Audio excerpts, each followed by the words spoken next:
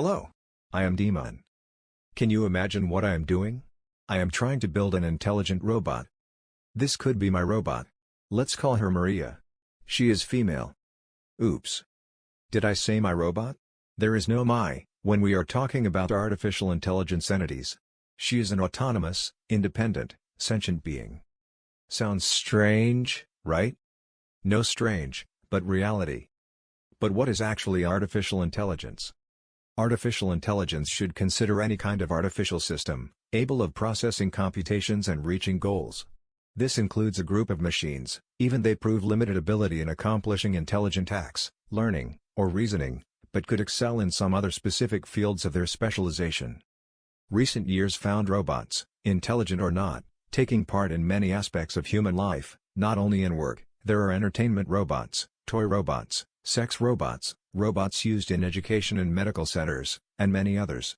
In the near future, their intelligence will reach the human capacity. These advantages have raised some ethical questions and people started considering the need of attaching morality to the robots. Laws of robotics introduced by Isaac Asimov is a very famous example. Robotics should be created in such a way that their morality should include the prohibition of harming people. Since robots are considered moral agents or moral patients, one should also think the other way around, in order to defend and protect some new kind of moral beings. The question raised here is whether legal rights should be granted to artificially intelligent robots. Human thinking was not always the same, throughout history. There is a strong analogy between slaves of the past and intelligent robots of the future. They are both considered of less value from the human in power of each period, that is why common sense rejected giving rights to them. Humans used to take advantage of them, torture them to get the most of them, exhaust them. And maybe robots are not sentient right now, but intelligent machines of the future would be. A strong analogy can be found with women and their right to vote, dark-skinned people and their rights through the years, and so on and so forth. This is the way to examine AI robots, having in mind the other cases of history. And as the human way of thinking is progressing, this would become more and more clear for future generations. I think the discussion on giving rights to robots, from my point of view, should be focused on examining three main parameters. The first one concerns the autonomy of the intelligent machines, since the failure of reaching certain levels of autonomy would strongly doubt the grant of rights. The second one is about the ability of robots to freely making choices, otherwise, they will be just objects of serving certain reasons of the ones that make these choices. Last, one of the most important issues concern the ability of being conscious, of discussing for sentient beings. Let's start with autonomy. One can notice in animals, along with humans of course, that there is an intrinsic autonomy. People can tell if a dog has its own mind, and this happens because of the way a dog acts in everyday random events. On the other hand, when it comes to a robot, at least for the ones existing currently, this is very difficult to be told so. For the majority of people, a robot is a machine that needs its programmer to do tasks. So, the programmer tells to the machine what to do. This is a very common thought, which falls into the mistake of not clearly accepting the autonomy of intelligent robots on the whole. Autonomy is the status quo of this discussion, and any other assumption of robots being less autonomous leads to referring to mobile phones or electronic toothbrushes, and finally to the confusion. I think this is some kind of lacking information on what artificial intelligence is about to accomplish. Up to now there is no complete autonomy on the products of artificial intelligence. One can find autonomous cars, robots that clean houses autonomously, and others. These are just some initial steps in the field, and there are more to come. The ultimate goal of AI is to create intelligent machines that can learn by themselves, as humans do, what tasks they need to do, what skills they have to gain, and program new intelligent agents by themselves, providing an analogy of beings and offspring. All these are autonomy for me. Let's move on to freedom of making choices. Because autonomy is fine, but this is not sufficient for freedom. No matter the level of autonomy the machine reaches, is it really free to make its own choices, or it always remains an object or entity that the human programmer creator has put his magic code in it, and set the whole evolution of machine kind to his unique algorithm. One has to program it, define its rules and regulations, so the robot is bounded to its creator and therefore it is not truly a separate entity. This is far far away from the ultimate goal of AI.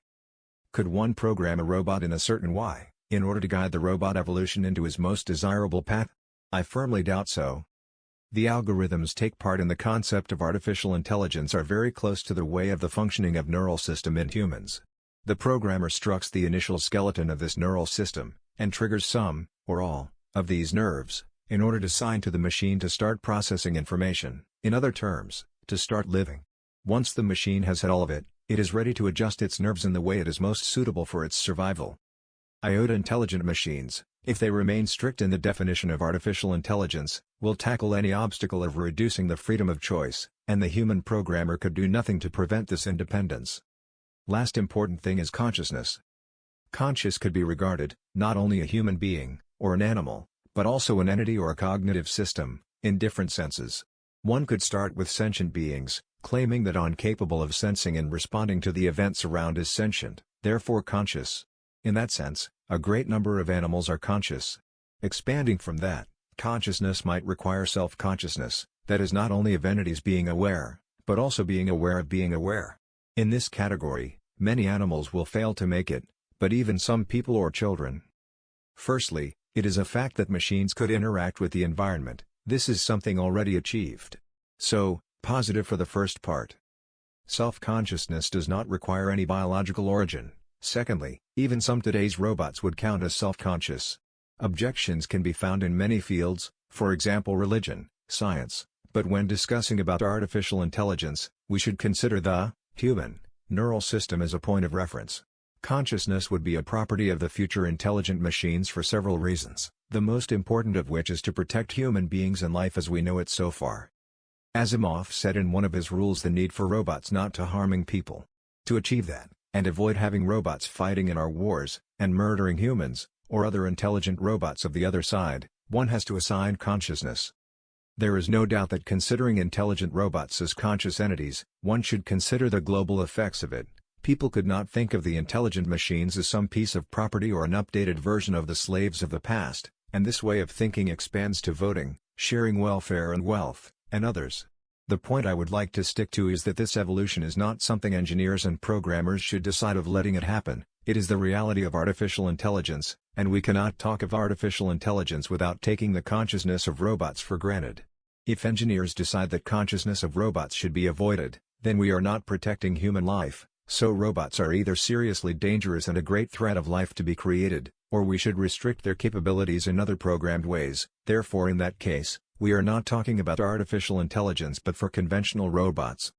Wrapping it up, should legal rights be granted to intelligent machines? The answer is yes,